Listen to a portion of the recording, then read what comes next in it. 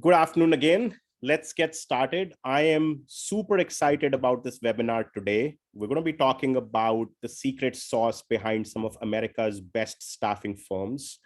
And I'm absolutely delighted to have such a stellar panel with us today. Before we get started, a couple of housekeeping tips though. First of all, thank you again, everyone, for taking the time to be with us here today. We absolutely love questions. Please keep this conversational. This is not meant to be a monologue. This is not meant to be, either me or our guests talking at you. I would rather you ask a lot of questions, the kind of questions you probably never get the chance to ask CEOs or high-level executives on how they run companies. So just keep them coming. We'll take questions as we go along. We'll also save some time for questions at the end. The recording that you will have from the webinar today, as well as the slides that you see here today, they will all be shared afterwards. So don't worry about taking a ton of notes or screenshots. All of this content is absolutely going to be available to you later on. Our agenda today, we're going to introduce our panel. We're going to talk about who the speakers are. Actually, they'll introduce themselves and their companies, tell you a little bit more about their organizations. And then we're going to have a free flow discussion around 3 or 4 facets of building a world-class culture. And of course, as more topics come in or as questions come up, we'll intersperse them within the webinar as well. So with that, let me have you say hello to and introduce our panel for today. So gentlemen, if you wouldn't mind turning your videos on, I've got with me Tom Gimbel, who is the CEO and founder of LaSalle Network, Adam Sprecher, Vice President of Strategy and Development at Salo, Bill Casco, President of Frontline Source Group, Will Clabo, EVP at Acor Healthcare. And needless to say, all of these 4 firms just won at the SIA Exec Forum in Austin, America's best staffing firms to work for. So without further ado, I'll start asking them a little bit about their companies, their role there, and just give you a proper introduction. So if you don't mind, Will, I'll start with you. Thanks, Pankaj. And just to say this first, thanks for having me here today. It's an honor to talk with you guys and also be with this great panel that we have here today. My name is William Clabo. As you said, I'm the Executive Vice President of Acor Healthcare Services. That is a parent organization to several different companies. We are mainly a travel nurse and allied company. We have several hundred people internal. Somewhere around $250 million in business, just to give you kind of an idea of the size. We operate Acor Healthcare, Therapy Staff, USSI, several different brands that, as you can see on the slide deck here, have been named in these different awards across the country. So we're really excited to talk with you today and get down to some of the good secrets that we have kind of behind the scenes on this stuff. Awesome. Welcome, Will. Thank you. Bill, you're up next. You're on mute. How about I unmute and we figure out how to do this thing? You would think by now we know how to run this stuff right? I am Bill Casco. I'm the president of Frontline Source Group. We've been around just over 18 years. We're headquartered in Dallas, Texas. And we once again have been honored to receive this award. And our team, the culture that we have built from day one has been based on our people. And the philosophy from day one has been that our people come first. Everything else will come after that.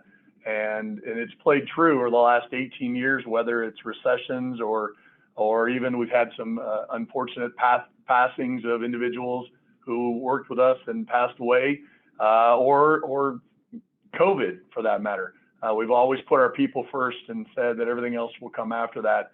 And because of that, today, our company in the areas and industries that we're in are growing stronger every day.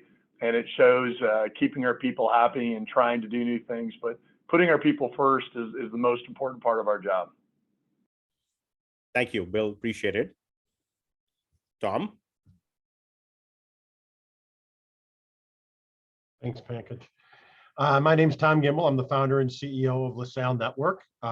Couldn't be more proud to be on the panel and have been one of the best places to work by SIA numerous times over the past few years. We've got about 300 employees. We're headquartered in Chicago. We do work in about 38 states across the country. We're all white collar professional. Our breakdown is about 80% temp and contract, 20% permanent search work and RPO as well as is in those numbers. And I think, if I had one aspect of of what we do and how we do it, it's learning and development. We spend a lot of time and resources in hiring folks and training them up and helping them grow to become leaders, both in the business and the community. And in doing that, it creates the culture that has allowed people to want to stay here for years on end. So we're really excited about that and look forward to learning from these other guys and sharing what I know. So thanks for coming. Yeah, thank you, Tom. Welcome to the webinar. And last but not the least, Adam. Thank you, Pankaj and Sense team. Similar sentiments, appreciate the opportunity, and I look forward myself to learning from the other guys on the panel. But I am the Vice President of Strategy and Development with Salo. We're a finance, accounting, and HR organization, 100% on the contract consulting side of the industry and business. And as we approach our 20th year in business here later this year, super excited, similar themes that we have from day one, where our two co-founders and owners launched the organization, put people first, made every decision strategically and tactically with how does this help and benefit or improve the experiences of our consultants, our internal teams. And as we've done that, created a lot of really meaningful experiences for people along the way. And so, looking forward to sharing more about little tips and things that we've done that have helped ensure that we stay focused there as well. Thank you, Adam. Looking forward to learning more. And for those of you who don't know me, my name is Pankaj. I'm one of the founders of Sense, and here is just a little 30-minute preamble on Sense itself. Sense was started a little over 6.5 years ago with a singular vision of becoming the first engagement platform that was designed specifically for the staffing industry. We've stayed really true to that mission so far. We now serve nearly 700 staffing companies. Every single thing in our product is built to be optimized to be used for a staffing firm. The analytics we track, the labels we have, just the fact that there are hundreds of us just thinking day in and day out about how we can help staffing firms.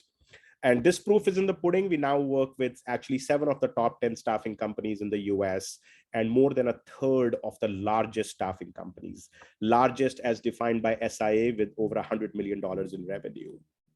We're also SOC 2 Type 2 certified, which is very, very rare for a company of our size, but it tells you how seriously we take our customer data. And along this journey, we've raised $90 million in capital so far from some really blue chip investors that you would love to have on your board, companies like Accel, Google Ventures, and SoftBank.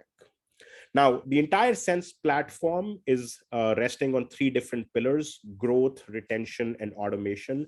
Everything that our panelists today will probably talk to you about. Growth, how do you grow? How do you treat people who are in the top of your funnel, give them an exceptional experience, make more placements, lead to more revenue? How do you retain people? How do you drive loyalty and essentially increase your bottom line? And then lastly, how do you take busy work out of all of your employees by helping them use technology, which is the automation bracket. But enough about Sense. Let's learn from our experts today. I'm going to start by talking about culture itself. Now, as you know, all the panelists today, your firms were named the best staffing firms to work for by SIA. So in your own words, like starting just very basically at what makes your company a great place to work? Like, why do you think it's something that people should look forward to working at? And Will, I'll start with you if that's all right. Yeah, thank you, Pankaj. I do a lot of interviews and I get asked this a lot, and I always just start with the same thing. We do a lot. As a top executive here at the company, this is something that I spend a quarter of my time on, constantly looking at what we're doing for the staff, how we can inject fun into the day, give people the tools that they need to be successful. We listen a lot. We act on things. We truly listen. We sit people down. I'm doing meetings with, team leads, recruiters, every part of our organization that I can touch and talk to. We do a lot of events. We do a lot of contests. We do a lot of awards. We are really big on recognition, whether it's, doing things throughout the week. We do constantly, whether it's cash, production, sales contests, whatever, employee of the month stuff, the annual awards, we're really big on that as well. And I think that overall, our culture is really pushed with the people that we hire too. We hire the right leaders. We work really hard at that, and we make sure that people that come in kind of mirror our thoughts on what we're wanting to do with the company and the staff, and how we want it to feel when you work here. I think, I also, one thing that I always tell people is I like to lead by example. I started in this business as a recruiter in production. I love it. I always tell people I like to be a quarterback on the field scoring touchdowns rather than, a head coach on the sidelines calling in plays. And I think that, our big thing here is lead by example. And when you do that, with myself, my leaders, and all the teams that we have, it's turned out to be a pretty good thing. Awesome. Thank you. That's super relatable. Will, appreciate it. Tom, can I ask you for some of your secret sauce? Sure, happy to. I think number one, it's growth, quite frankly, is there aren't a lot of best places to work where their revenues go down. And I think it's something that's lost in the whole scheme of things in fact, I've never seen a list where there's been companies that are best places to work where it goes down. That's a real challenge. And I think a lot of us went through that during the pandemic, and we were able to cash in our chips a little bit. And I don't mean financially, I mean emotionally, that you build up a great culture. And then when you get a couple rough spots like there were in 2020, that people remember the good times, and then the growth comes back. And I'm sure, like most of you, 2021 was a record year for so many in our industry, which is really a great thing. But I think growth is key. The other thing, and similar to what Will said, and I'm sure the other folks, of acknowledgement and events and things like that. But I also believe it's not necessarily who you hire, it's who you fire. And you need to make sure that, in most companies, staff knows where the dead bodies are before leadership and management does. And you've got to be in touch to find out where the problems are, whether you bring in an executive, a manager, or somebody right out of college. If they're not part of your culture in a positive way, then they're in a negative way, and you need to get rid of them. And I think that most companies, they don't like to admit their mistakes, and they hold on to people for way too long. And then lastly, I think authenticity. I really believe that if you demonstrate that you have problems in your life as a leader, that things aren't perfect for you, that you make mistakes, then you get people who will join your company, and they'll show that same authenticity to their people, their coworkers, and their clients, which is what you really want in this process.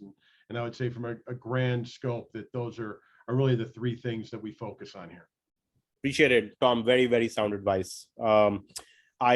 I definitely relate with, the hiring and firing part you talked about. I think oftentimes a lot of feedback we've gotten in the company is people are so passionate about the work that they'll come back and say, hey, here is somebody who's not pulling his or her weight, and sometimes we'll go talk to them, but, sometimes those things actually get back on track, and other times they don't. And when they don't, people do absolutely want you to be decisive about that. Thank you. Adam? Yeah. So for us, it really comes down to 6 things, and that's our core values as an organization. So from hiring to, the entire time somebody's here to, I agree with you, Tom, when someone's not demonstrating, living and aligned to those values, it is really obvious, and, it's not a really good thing to continue on. And so for us, how our values show up in everything we do. So how we interact with each other internally and how we make decisions. We were super fortunate last week to have our entire internal teams, about 120 individuals, all together here in Minnesota for an offsite. And you could just literally feel every one of those values of connecting and positive energy and drive just show up. And so, for us, our culture is always stemmed around, when we struggle or when we're faced with a challenge, how do we ensure we're abiding by, living and demonstrating those core values as an organization, at each individual. And so when you have a group of individuals that are that aligned to a set of shared values, a lot of really great things happen to each other. And you want the best for each other at the same time. And so that encouragement, that support, that leaning in when things are tough, like we've all experienced over the last 2 years with COVID, those core values have become even more important to us as an organization. And it's when I get asked a question, Will said this too, he's probably asked a lot. I've been with the organization 15 years. And that is one of the two answers. I have two answers, but that is number one always when I'm asked, why do you stay with Salo for 15 years? Like, I don't know of another organization that is as clear about its values and is aligned to them and operates that way. And because they're so aligned to who I am, like it's a great fit. So that for Salo and for me personally has meant everything for our culture. Awesome. Thank you so much for sharing, Adam. Bill, bring us home. So many great answers to all of this, but at the end of the day, our feeling is that we're in the people business, number one, and the second part is that although people think of recruiting in a different way or from the staffing side, they forget that it's also a sales environment, and so you have to really build that culture around a sales environment, which then leads to people feeling a lot of times like they're micromanaged or in a situation like that. And so what we did instead is to create the environment where the individuals understand that their goals and the path that they're going to go are collaborative in the way that we share the information. So we turned it onto a positive to create this environment where we have strong communication. And instead of doing the monthly reviews or quarterly reviews, we do a weekly one-on-one with every employee, very quick. It's not a long, drawn-out process, but where they're actually able to be heard, to actually speak about things, to have ideas and thoughts that allows them to collaborate with us in all of our function and goals of what our beliefs are of how the company should operate and be centered around, which goes back to the people part, that your people are your most important asset at the end of the day. And yet, how do you create that strong environment in a cultural environment of a sales environment and not have the negative pieces that come into it? Well, what we found was have everyone being collaborative and contributing and feeling like they're being heard every single day. You resolve a lot of those issues. You can't make everyone happy, but at least they're being heard and they know that they're being heard, which then actually adds on to it in the long run and the long term of what you have of people not having a job, but actually starting into this industry and having a career.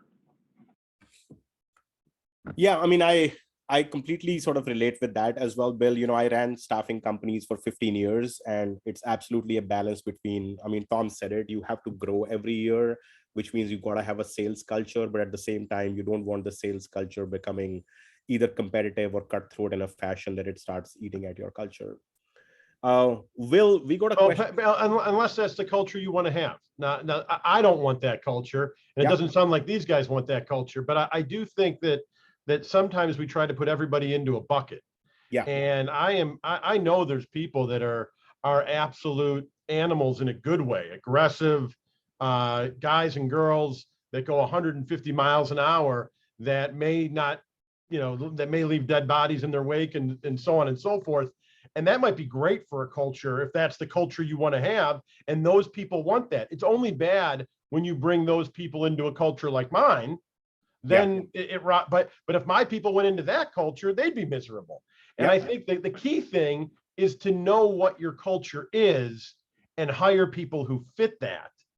And I think too often, people are so hungry for growth that they'll just take anybody and think that the culture will change them.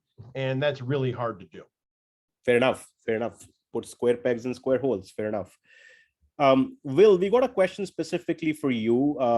Somebody from our audience asked, can you explain how you listen more and how do you take that information to drive decisions?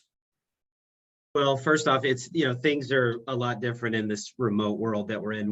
I used to have an office here in Austin with about 45 people in-house. And, when you're walking the floors and you're in offices and in person, it's a lot different than it is today.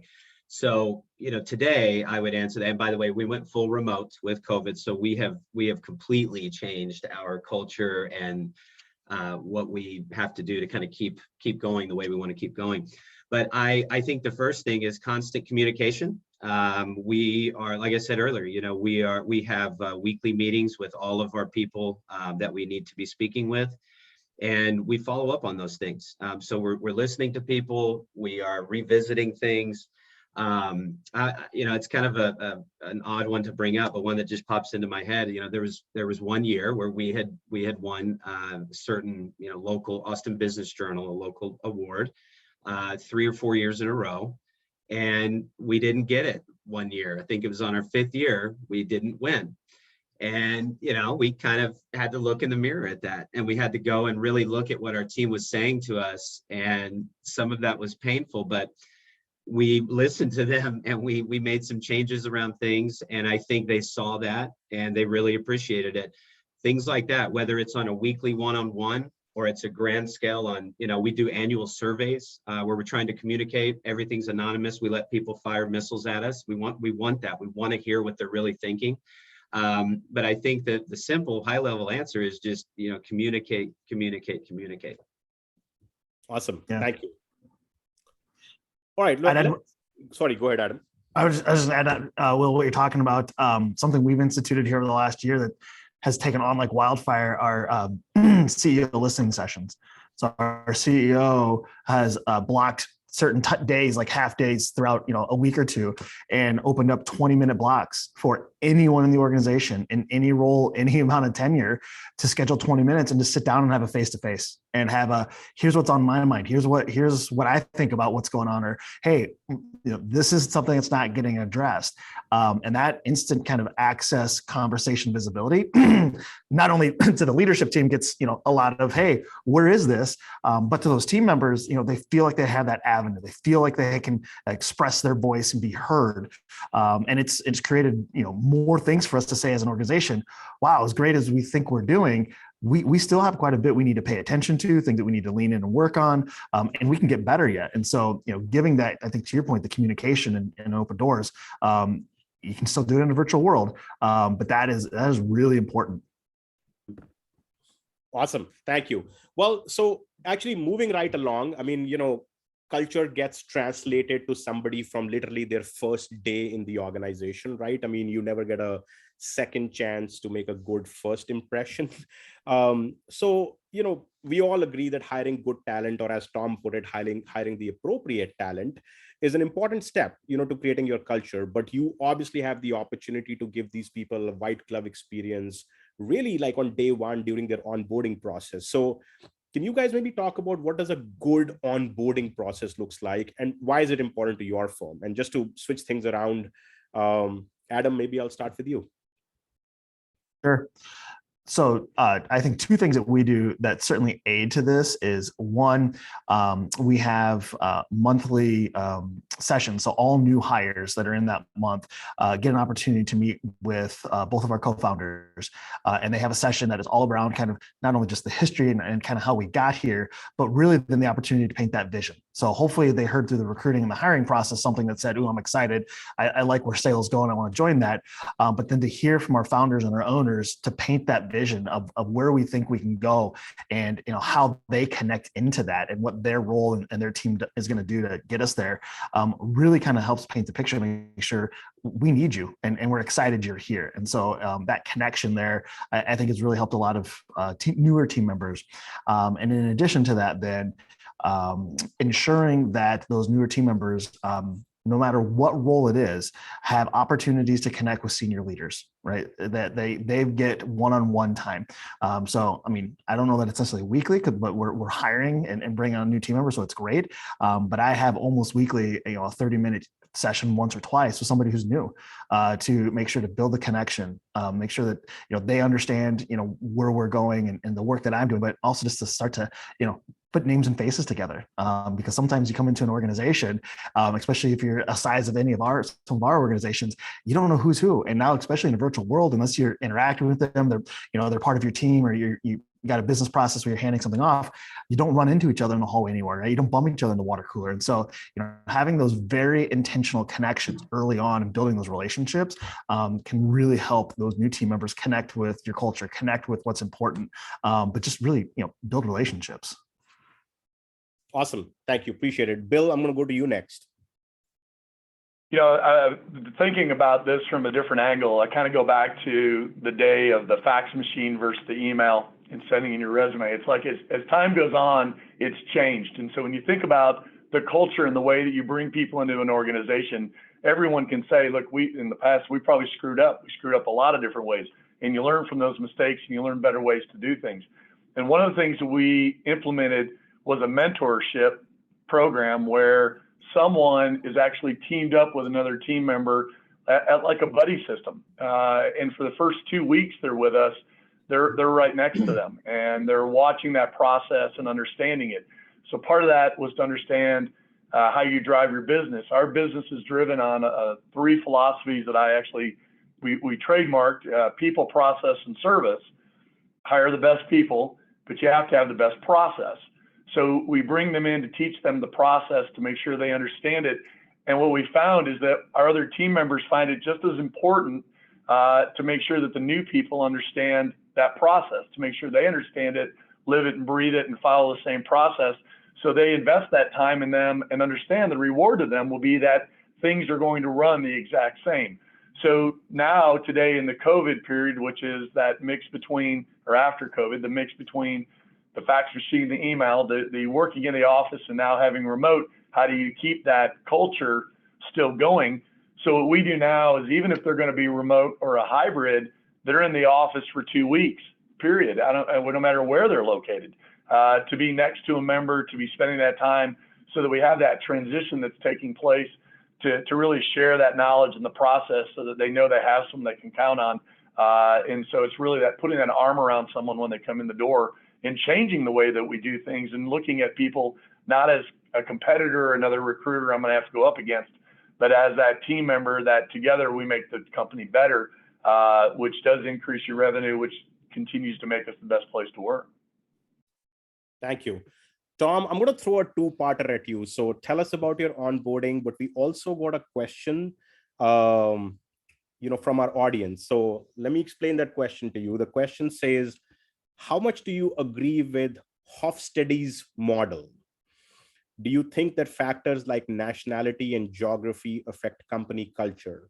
And for the rest of our audience, there was a gentleman called Geert Hofstede who essentially came up and said there is a cultural dimension theory that the culture and the values of a society depend on the geography that they're from. So anyway, I'm going to simplify that down to, are there any geographical sort of things you think about when you think about your culture, but also, tell us about your onboarding process.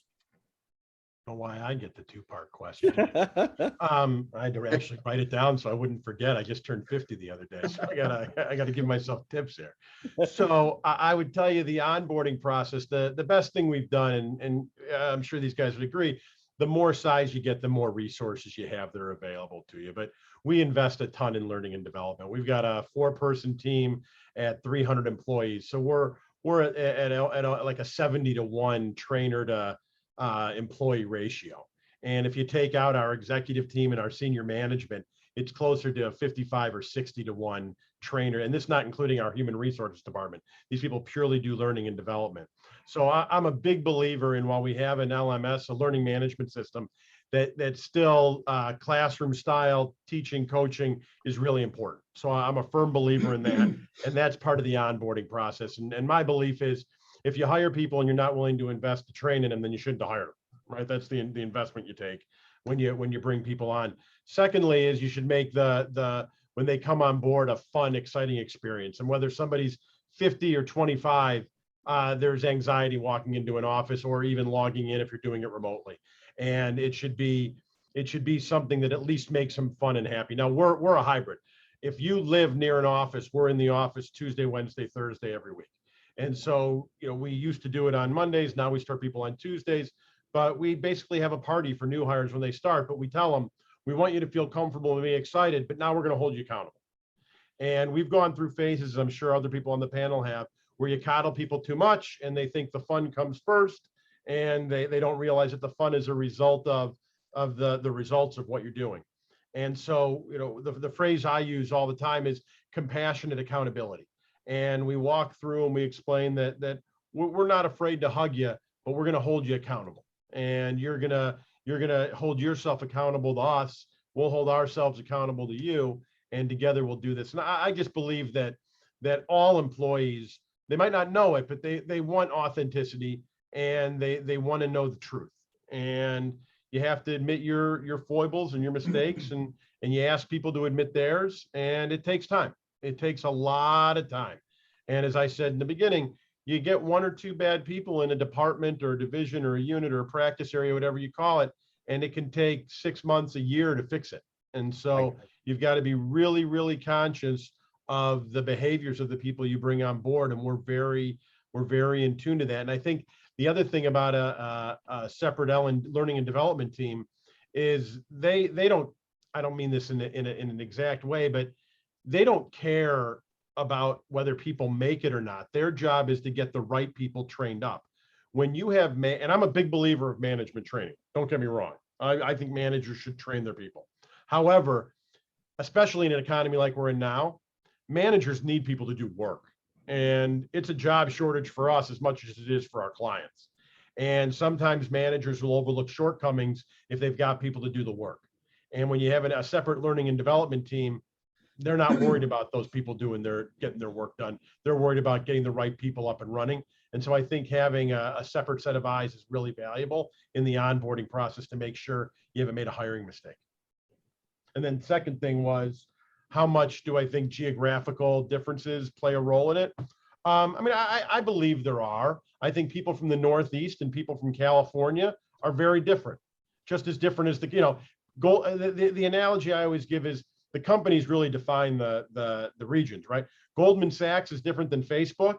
And if you look in the Midwest, Walgreens and Kohl's and Caterpillar are different than both of those. And so to think that there aren't geographical differences to people would be silly. However, there are people in the Northeast who are nicer than other people in the Northeast. And there are people on the West Coast who are more dialed in and dress a certain style than wearing flip-flops and shorts.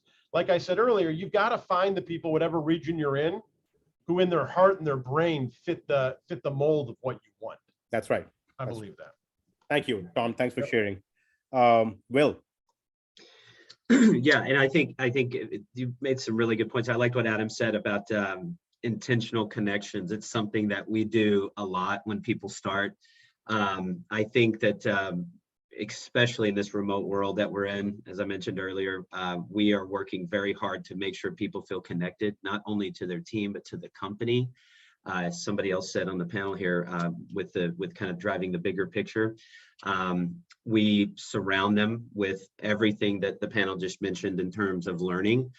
Some people, everybody knows this, some people learn classroom style a little bit better. Some people need to do it with their own hands.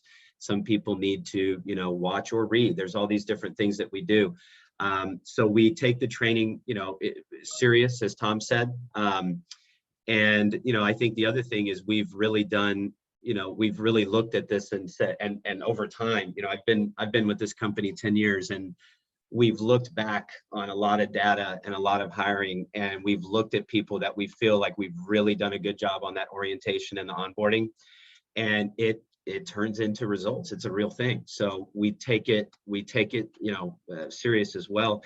The other thing I would tell you, and I don't know if this is the point of the question, but I think it's really different for internal and external, Pankaj. We have done a lot of different things for our external field staff, completely different things with, onboarding apps. We have an app on the Apple Store, that people can get their app, they can sign up, they can look at jobs, they can have transparency on pay packages, they can upload their documents, they can submit themselves to a job. I mean, it's an endless thing that you can keep going with. So we don't do those things on our internal staff, our corporate hiring, but we look at it, and I'm sure we'll talk about this later. We have different buckets of kind of the employees. Some are internal, some are external, and we do very different things with both of those buckets. Got it. Thank you. Thank you very much for sharing. And for our audience, we've taken some key takeaways from the conversations we had with our experts prior to this webinar. This is by no means a summary of everything they're talking about now, because this is, very much sort of impromptu, but this is just as you're thinking about some of these takeaways within your organization. So that's what these are here for. All right. So moving right along, the one big thing I want to talk about, I mean, we all talked about going from, in the office to remote to hybrid. We all talked about digital transformation. We all talked about the use, of on onboarding technology. I mean, so let's talk about technology in general. I mean, obviously, I'm a big believer in this and probably will share some thoughts, but what do you guys think about it? Like, what role does technology play in your companies, in recruiter happiness and employee satisfaction, so on and so forth? So talk to me about, how you think about technology, and Will, I'll circle right back with you. Yeah, I was hoping you'd ask me this one. This one's a real easy answer for me.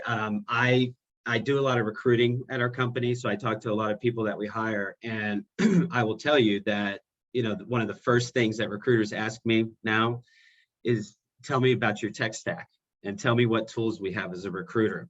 Tell me what sources you're using. How much do you spend? I mean, they're asking this level of detail when we're going out and trying to find experienced staff. I'm not talking about the new guys that you have to train and put in the classroom and stuff like that. I'm talking about the experienced recruiters that are, you're either recruiting from a firm or, they're joining you.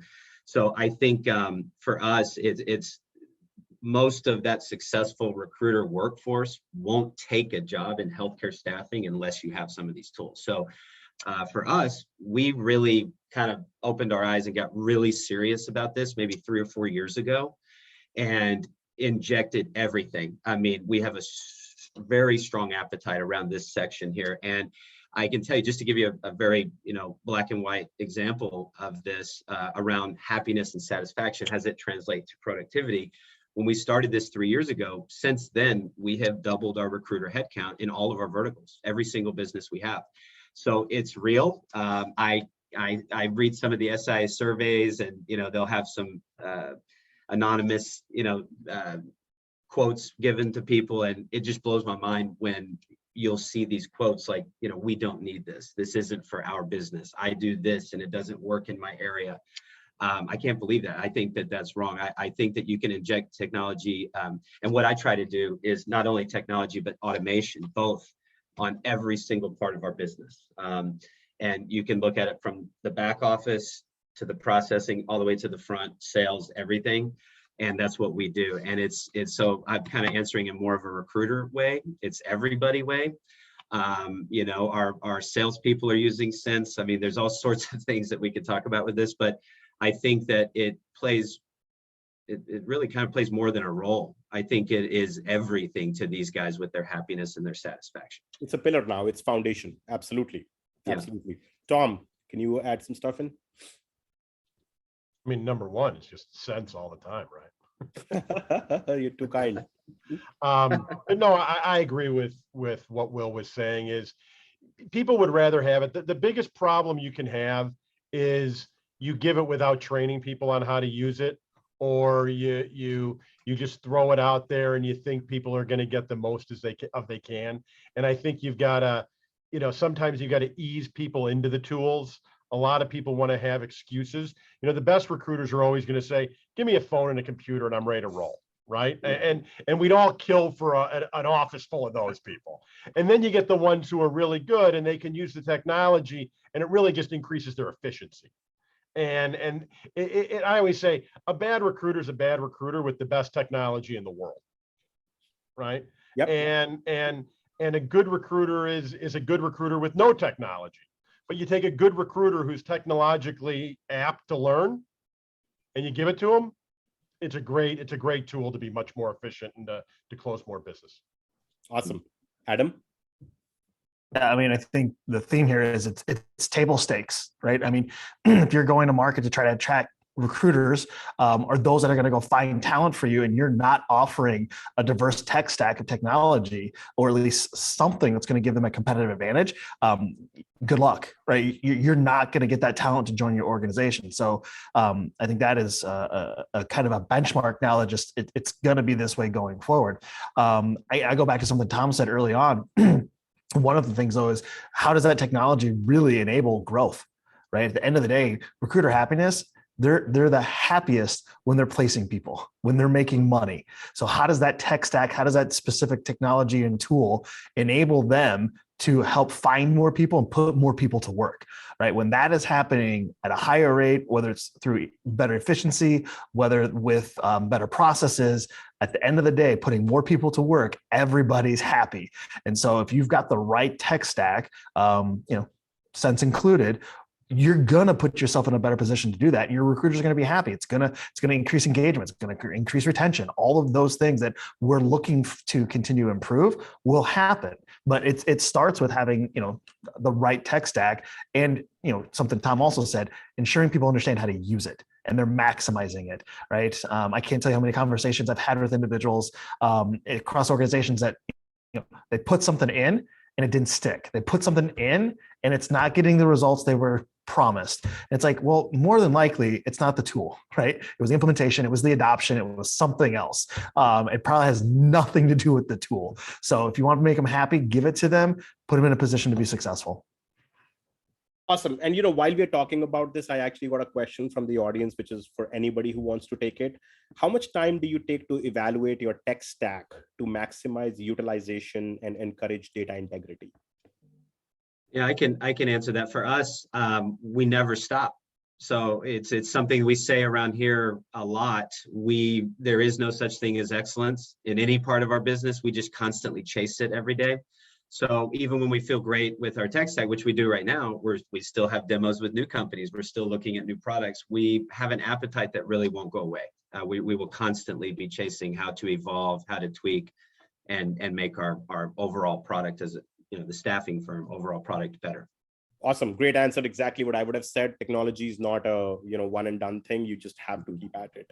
Bill, I would say, Pankaj, real quick. I think Tom said this. For us, this was just to anybody listening out there that is interested in putting in something new. You better have a team of people that are going to implement it and integrate it and train people how to use it, because it's like what Tom said earlier, if on something else, but if you make a mistake on this, it's going to take 6 months to go redirect and fix it and retrain. And that's if you're lucky. You might lose if you roll out a product and you don't teach people how to use it and you don't do the things that Tom mentioned there, people will lose interest quickly in the product as well. So, I mean, I would actually, what Adam said, I agree with it. We've actually had to look in the mirror myself. I've had to look in the mirror and say, hey, we really messed this up. We can't do that again. We've got to have a better plan next time. So that's just a piece of advice I would give to anybody that is going to, spend time on this. Do not think that you can go get a product like this and then have your recruiters implement and integrate the product. No way. Okay, that is not going to work. You're going to have a professional at this, someone who knows what they're doing and someone who knows your business. The other thing is, I think, is that people tend to be penny wise and dollar foolish. So to negotiate a lower price, they'll buy licenses for everybody in their company. And to train, depending on how big your company is, but to train a couple hundred people or 50 people or 100 people at the same time is crazy. So you're saving a few bucks a month, but you're not doing a beta test and you don't know how your people are working it. So I strongly recommend doing a beta test with a small group in doing that. And you gotta, it's very tempting to lock into long-term contracts and to do that, to save money and to look, you're committed to it and you want to attract good people, but you got to also make sure that it's right for your company and your business and how you go about doing it.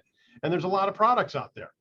There's a lot of products, and it's easy to fall into, you have one person who's got your ear and they whisper, get this, get that, get this, get that.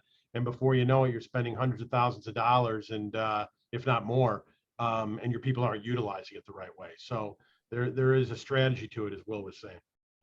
Yeah. Sorry, please go ahead. I was one thing we've done a couple instances that's worked really well for us. Again, it depends on the tool, but to really help drive adoption, put some early contests together, right? create some visibility, create some excitement around, this tool is intended to, improve efficiency, help you close more deals, whatever the results, of that, why you're bringing that tool and that technology to your organization, to your teams. And we did that last year with a couple of different tools that we brought into our organization. And it was super awesome to see, not only the adoption, but then the ideation, right? Where the teams actually started to dig in and say, hey, could it also do this? Or, hey, if we flip this around, we might actually get a better result. And so, for that core team that brought it into the organization and did the implementation and, helped get those early adopters and drive the implementation and trainings, then it was, received so much better from the team once they started to own it. Right. And then they had the ability to influence, how do we get a little bit more from it, because they saw the benefit. Right. And so when you put a little more behind it, kind of, Tom, to your point about, you can save a few bucks on contract and licensing. But if you do the right things the right way, you're going to get tenfold from most of the tools and technologies that are on the market. Okay, so, we've got another audience question that is just very related to everything the two of you just said, which is, what do you do if you notice that someone is consistently not using the tool correctly? We have a strategy. We call, sure, I'm sure at least one or two of these folks do too, but I like the theory of feed the beast, right? So you've got individuals or practice areas that are crushing it. And so often the inclination is to give tools to the people that are having the hardest time and are doing the least. And I don't agree with that. I think you give as much of the resources as you can to the people that are producing the most. And you want to encourage those people that production and results are rewarded. And if somebody isn't using it, there's one of two things: either A, they don't know how, or B, they're just not the type of people to use it. And so if we go back 2 steps, you've got to be training people the right way on it. If you've done that, then you got to hold the employees accountable that if it's still not clicking, they've got to ask. If you've got employees that have been trained on something and they're not asking how to use it better, then they shouldn't have the tool.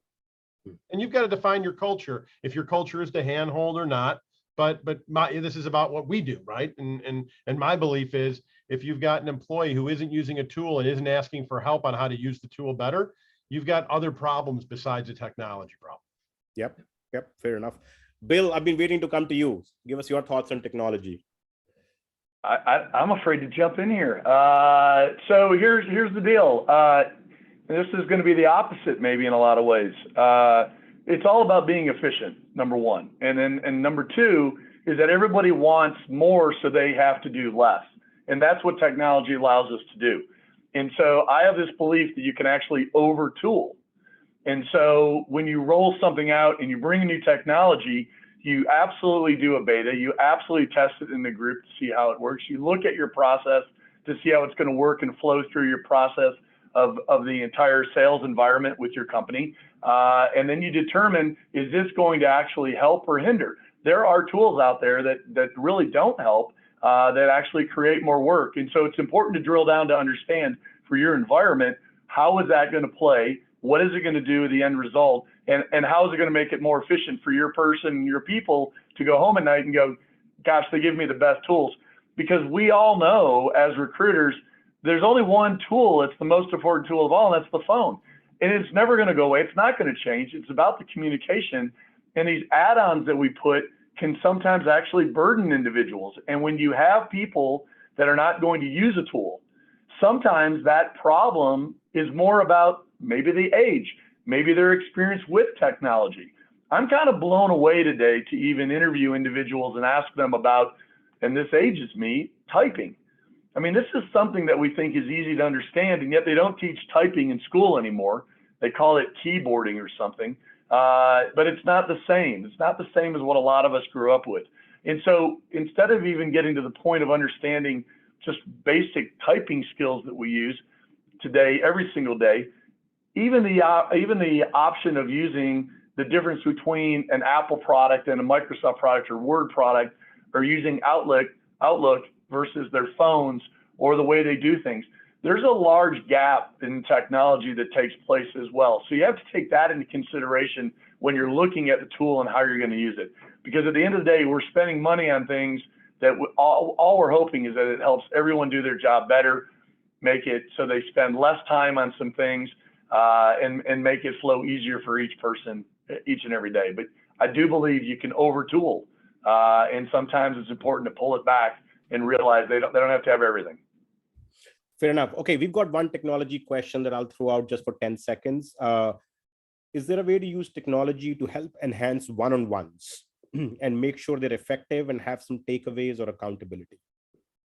And I'll jump in first, because I will tell you, we absolutely use technology, and Sense is one of those, because of the way that technology alerts our candidates or the individuals that when we're placing them, the immediate feedback of the scoring information and how they feel, just that part alone to understand they've started a new position or we placed them with a client, how is it going? That immediate response back is probably one of the most important tools that we use each and every day. There's so many of them, but our one-on-ones definitely go back to that feedback that we're hearing and how we can do a better job, or if we did a great job, what do we do well so we can continue to do that. Awesome, thank you. So just for our audience and for our panelists, I've got two more questions. One is around retention. How do you retain your best talent? And the other one is around your value system. I mean, how do you instill your company's value system into everyday work? And in the interest of time, I mean, I can listen to you guys for hours on end, but in the interest of time, I'm going to combine these both questions. So, essentially what I'm asking you guys is to describe how are you retaining people? And I'm guessing one of the big parts of how you retain people is instilling your company's culture into everyday's work. So if you wouldn't mind talking us through maybe for like a minute and a half a piece about both of these things, we'll really appreciate that. So Adam, do you want to go first? Happy to. So I think there's a couple of things. One, around the retention side, ensuring individuals really are connected to and understand what their role does and how it impacts the organization and your growth, right? If someone doesn't understand when they show up every day, what they do and the value of that and the impact that they make to the organization, to their team, to the broader organization, it's hard to stay engaged. And so we really make sure to do things that both recognize that work, but also demonstrates the value and importance of it to every team member. So whether you are brand new day one, or you've been here for 18 years, whether you're an executive or you're a support person, it does not matter. It takes everyone doing their job at a high level to achieve the types of results that we've been experiencing and to sustain that growth. So that's one. Kind of weaving into that, we started probably, I don't know, about 7 years ago, a program we call Star Shoutouts. And so it is during our once a month all hands meeting, when we share results and updates of what's going on in the organization. It is an opportunity for anyone in the organization to recognize anyone else who is demonstrating and living our values. And what we do then each month is have a drawing where we pull out and have that person that recognized that person, nominated that person, if you will, share what that individual team member was doing. And so it is a way that we are able to day in, day out, recognize and acknowledge how our core values show up and how we live them. And some things are really significant and kind of big achievements, and some are just simple things, right? It doesn't take a lot to live the values the way that we expect and intend for our team members to demonstrate them.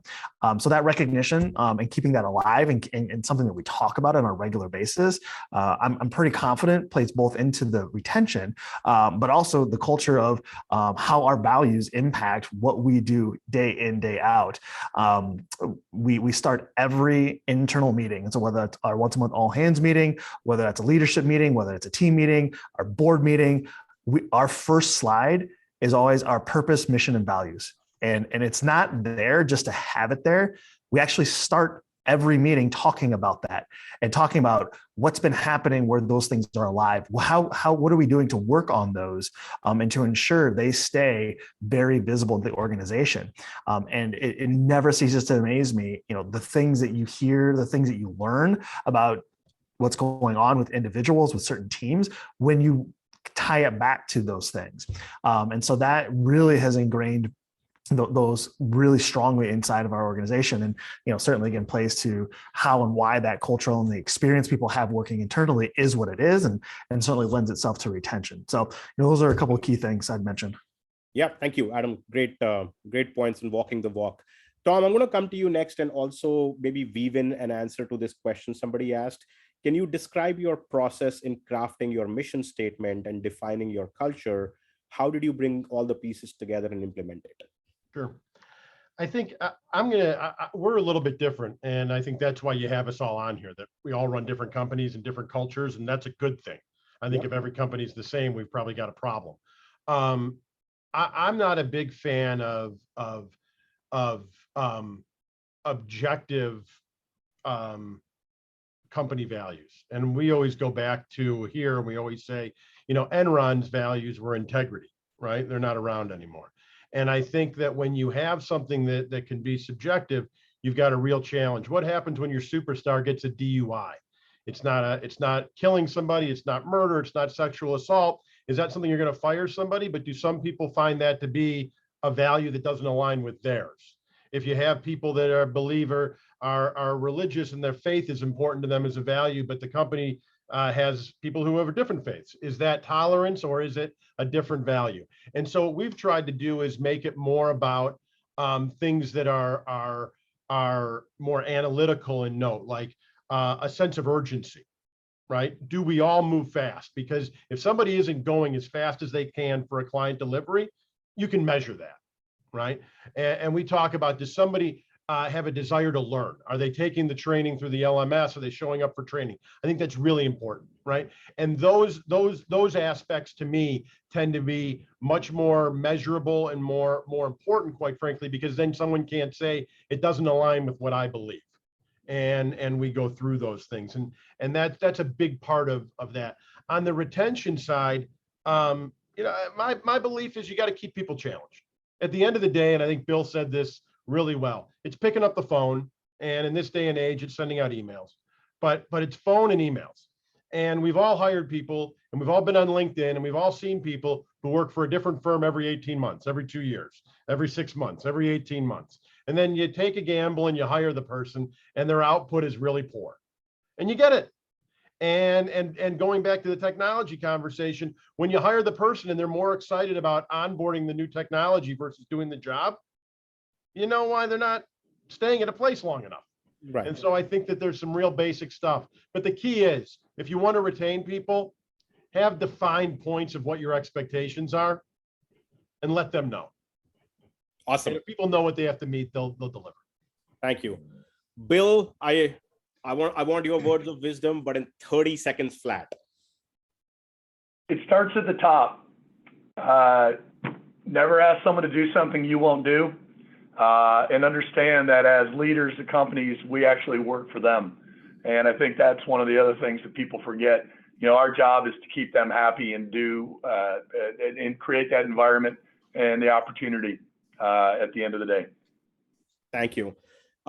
Will, you get the last word, but before that, for our audience, I just wanted to make sure if some of you need to drop off at the top of the hour, we will finish exactly in 60 seconds. But since Will's going to have the last word, thank you so much to our panel. This was one of the most engaging conversations I've personally had. And thank you, everybody, for asking amazing questions. If anybody has more questions for us, reach out to me. If you have more questions for our panelists, let us know and we'll connect you with them. And if anybody's interested in maybe learning a little bit more about Sense and why all these amazing companies that you see here use Sense, please let us know. But Will, bring us home. 30 seconds for you. Yeah, I'll go fast here. I think you listen, you get feedback. Something that we really didn't go into here is career advancement. Everybody needs a path on where they're going. Some people may want to be in the same position for 10 years, a lot won't. So you have to show them where they're going and where the company's going. We are very transparent about our vision and where the actual company wants to go as well. I'm talking size, I'm talking the product lines that we're in. We really share that with everybody so everybody knows. I think someone mentioned it here. We lead by example, we hire good leaders. That to me is, I guess in a nutshell there. The last thing I would say, and I kind of say it in a joking way, but a serious way, is be nice. People want to work with people that they like. We've all probably had a boss somewhere that was an absolute jerk. And I think that's that's kind of an old way of doing business to me. I think you have to be nice, you have to lead by example and all these other things we said, but that's my quick answer, Pankaj. Thank you. Thank you, everyone. Appreciate it. It's exactly the top of the hour. Tom, Adam, Bill, Will, thank you for giving us your time. We really, really appreciate it. Thanks for having us. Thanks for having us. Thank Bye-bye. you.